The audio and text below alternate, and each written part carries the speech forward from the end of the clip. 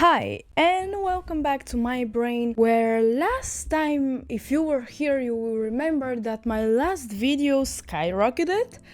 Well, at least for me it skyrocketed. Now I was thinking, okay, what's my next step as a celebrity YouTuber now? What should I do for my audience? And I got an amazing idea. I should sell them something. Everybody does that, so why not I? And while I was thinking about the product I want to sell, I had some ideas. First, I wanted it to be black. I also wanted it to be round, but not like really big, small. And I wanted them to be able to use it for like different things. So like, for example, to be able to shove it up their ass or something. And when I was looking into that, turns out somebody already did it. And this one person was actually a celebrity. And that got me thinking about the age of social media we live in. In an age where celebrities have now turned into something more than entertainment. They are now role models, advisors, friends, and with some clever use of tricks and just overall making themselves more relatable to us now, we seem to trust them a lot. However, this trust can become a double-edged sword, especially when it comes to endorsing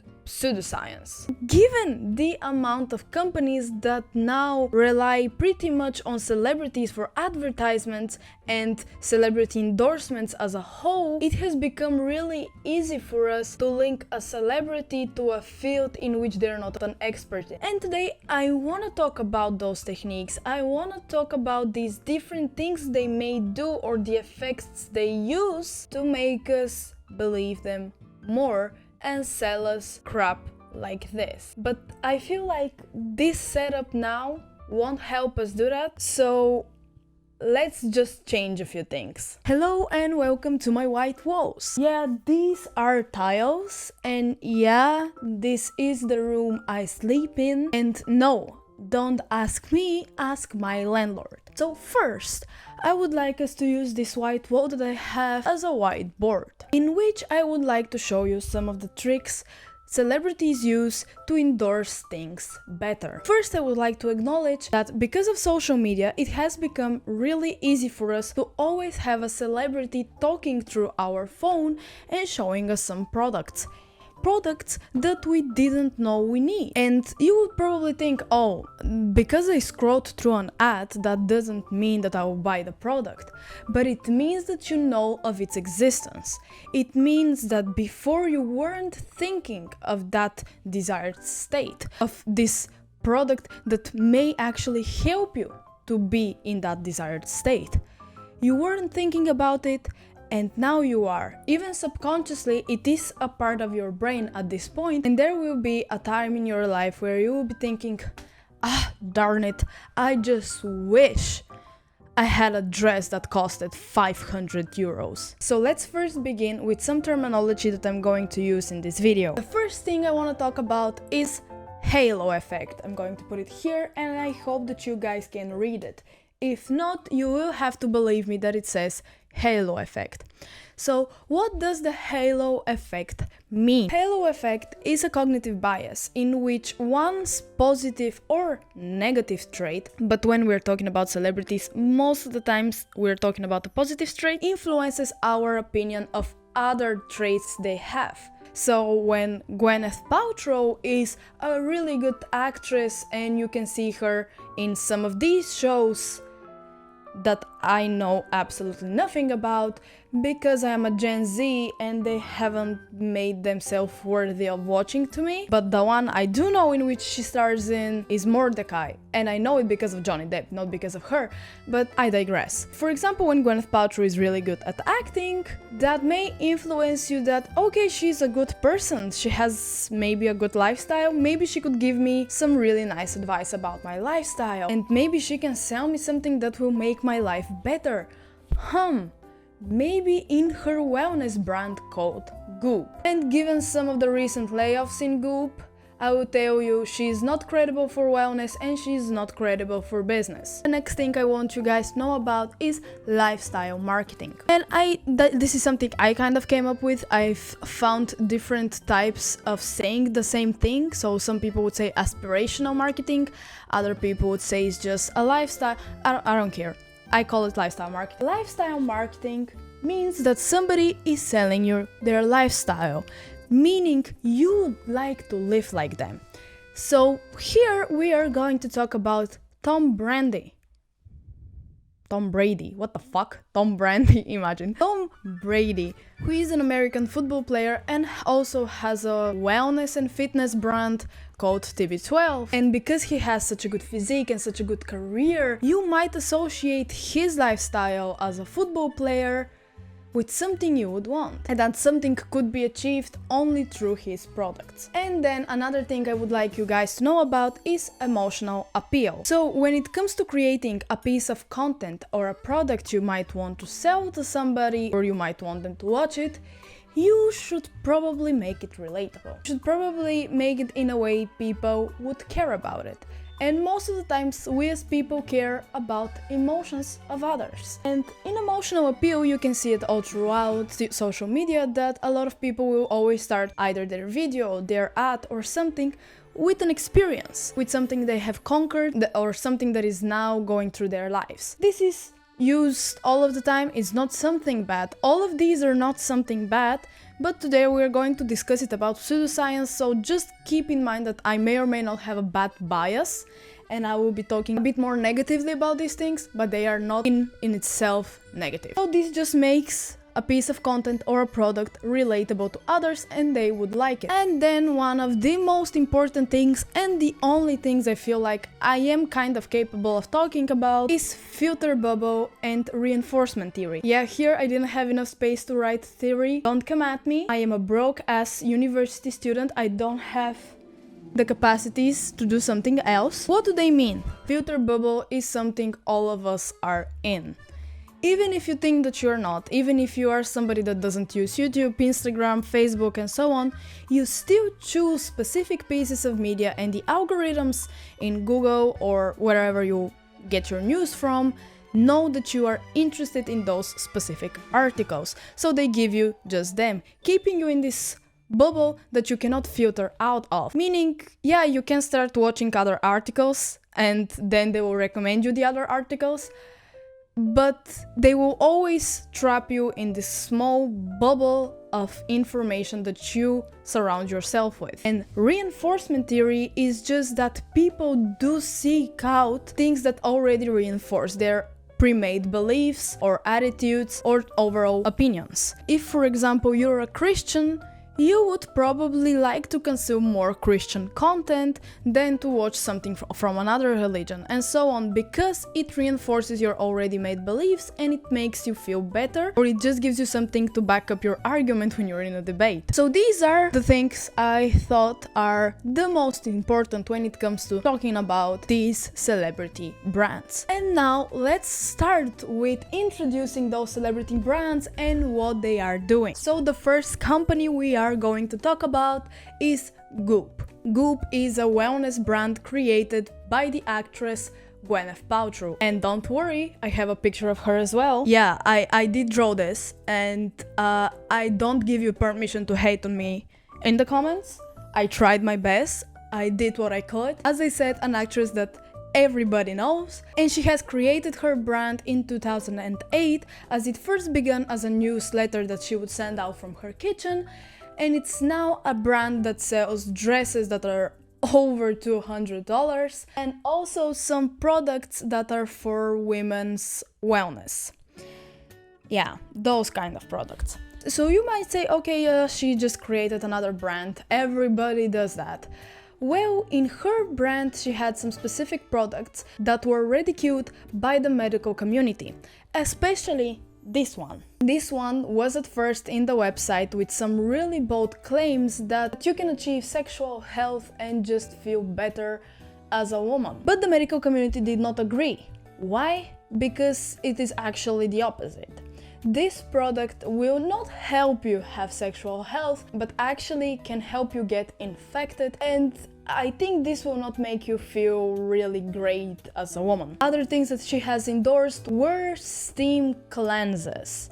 She tells her audience of women that they should cleanse their private parts by covering over pretty much a steam pot with some herbs in it, and it somehow helps you. And as a whole, the medical community was not in love with the products she has brought, and she has paid a really good amount of money in lawsuits already. You get the gist of it, that she did sell a lot of bullshit, still selling it, and given the amount of layoffs she had to do this year, I would argue that we will not be seeing a lot of Goop in the next few years. But my important thing I want to talk about is how she was able to actually sell all of these things. So let me move some things here a little bit. These are the important things that helped Gwyneth Paltrow achieve her success. First, the halo effect. As mentioned, because she was such a loved actress, people associated her with success, associated her with, as a whole, somebody that has a good sense of the world, and they started listening to her for lifestyle advice, which then goes into the lifestyle marketing, because she has created a unique type of lifestyle for a celebrity. All of us have seen celebrities that live in those luxurious mansions with pools, go around the world with planes, and buy so much food that they cannot even consume themselves. But Gwyneth Paltrow is different. She has a garden, she dresses pretty calmly, she's not really flashy, she doesn't live in a big mansion, she believes in the holistic style of living and is always trying to be in line with Earth. And this was something that people loved about her. Her lifestyle was something people wanted to achieve. But as you can imagine, it is not achievable from the perspective of a middle class person, from a middle class to lower class person, even though I would not like to describe people in classes, but you know that for you to be able to achieve such a lifestyle, you will need to kind of be in another tax bracket. And then we also have the filter bubble and the reinforcement, because her fans and the people that loved this lifestyle will continue to consume her content because it's something that actually reinforces their already pre-made beliefs. So if, for example, you already wanted to live this lifestyle but you didn't know of her, algorithms and social media now will help you find her, and not only her, but her brand as well. And by keeping you in this bubble, you will continue to consume more of her content and more of her content and to relate to her more and more, making her even more trustworthy, so you will buy her products. But okay, let's say that you are not a woman that wants to feel pleasure and live holistically. Let's say you are a manly man. You are somebody that watches American football, and I will continue to call it American football because I am European and for me football is something different. So let's give a warm welcome to Tom Brady, another person that I have drawn over here. Again, amazing, I know, I should be in art school. So Tom Brady is a quarterback American football player, and he has found a lot of success in being an American football player, as he has won multiple rewards and is pretty much well known. Even though I didn't know what he did, I did know this name before knowing what American football is, so it came to me in Eastern Europe as a name, so I feel like he should be really famous. And because he was such a good sports player, people were thinking, oh my god, how does he achieve that? How is he doing so well in sports? Well, maybe it's something in his lifestyle, because we all know that sports people have a pretty much different lifestyle than normal people, so it's something in there, okay. And then you find something that he has created. You find 2B12. It is his wellness and fitness brand that he created in 2013. In this wellness and fitness brand, he sells a variety of products, from electrolytes, vitamins, protein powders, and cookbooks, diet books. It is really important to mention that those diets are not the best ones to follow. After reading some of the claims he has written about his diet in his book about that diet, I saw some pretty suspicious things. So there were some claims that you should not be eating nightshade vegetables or fungi, which for me was really strange, as this is the first time I hear of a nightshade vegetable. Fungi is something we all eat. I think I got even more curious to see other claims he has put into this diet, and there was this claim that actually didn't have any scientific backup, and that is that he believes his diet neutralizes pH in the body, which reduces acidity. And this happens because he believes that in his diet you eat more alkaline foods. However, those alkaline foods have never even been proved to work as something to reduce acidity in your body. And as a whole, this claim did not have any backup. There weren't any scientific pieces of research to back up all of the claims he put into his diet. I am not a medical professional, so I will not be speaking about the claims in his diet. Another thing that was interesting that he produced in his company are those Protect vitamins. It was really suspicious the timing in which he put out those vitamins in 2020, when we know which virus was going around. But he put out an immune system vitamins, things that should now be keeping you much stronger and healthier. Really suspicious. Really suspicious to put a non-FDA product in a time where people were trying to find things to prevent them from getting a virus. But even though I'm not a medical professional, I am a self-proclaimed expert in these things. And I can tell you that he used pretty much a variety of all of these, and one of the most important ones is lifestyle marketing, because he did sell his lifestyle, his fitness, his physique, his success. It was sold through his brand because, well, if you want to become like him, why not buy from him? He's the one that creates them, so he knows perfectly what will help you achieve what he has achieved. Here we do not see that much of the halo effect, but it is also something that you can kind of say he uses, because he's not a medical professional to put out vitamins or powders on the market. But because he's a sports professional, you think that he knows, because he's probably been using things like that in his career and his life. And something really important to mention is the emotional appeal. It also has something to do with the creation of some of the products in his company. What's important is that through 2020, I think, or at least that's when this statement is posted on his own website, he battled an injury, a really bad injury, which prevented him from playing because of the severe pain he was feeling. So he went to a chiropractor that helped him a lot, and because that chiropractor helped him a lot, they started creating things together. I'm not exactly sure if that chiropractor is now in the company or not. I do know that he had a situation that was really hard for him.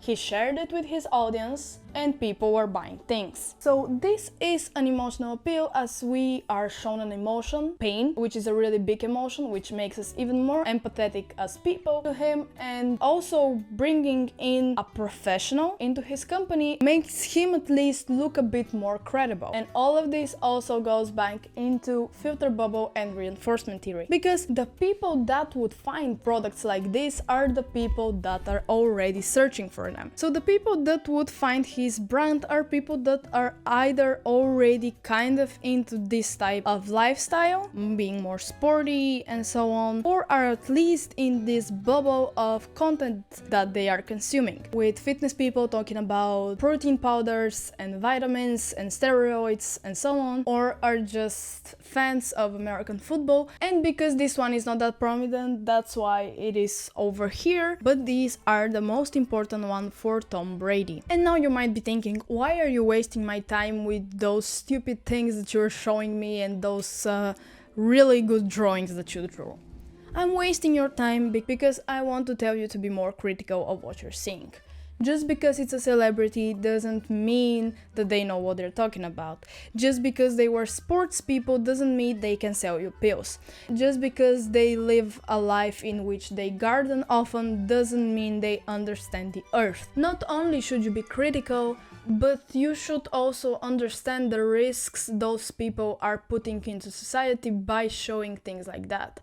It is a risk to sell vitamins to people that do not know that you can get overboard with vitamins. There are also people, because of either their beliefs or their lifestyle, would believe that a crystal in your private area can help you. But when medical professionals prove you wrong, you should believe the medical professionals. And another thing that I want you guys to think about a bit more is what is your filter bubble? What is a media cycle in which you are in at the moment? So maybe next time you see an ad on your phone, you can think about, okay, what did I consume to make the algorithm think that I would want this? In this age of technology we are in at the moment, it is easier to fall into a hole of content and things that already reinforce the things we believe in. It is really easy to fall into a hole of things that don't challenge you, that make you think that you are right about everything, and then this results in people believing in misinformation, believing in conspiracies, and I think we have much better things to do than to get lost in all of these yes men people you have on your phone. So please, next time you open up your app in which you want to scroll in, regardless if it's Instagram or TikTok,